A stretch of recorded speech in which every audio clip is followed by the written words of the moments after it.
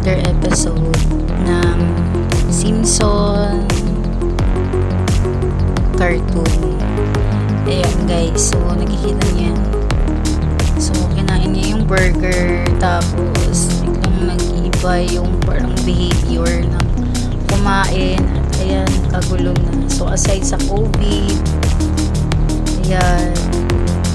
So grabe no. So hindi talaga natin maano kung ano yung nasa future, but basta pray guys, repent and more talking to God. Yan lang talaga yung dapat natin gawin, and live with with thankfulness and gratefulness in your heart no matter what happened. Trust the God's plans and don't live in our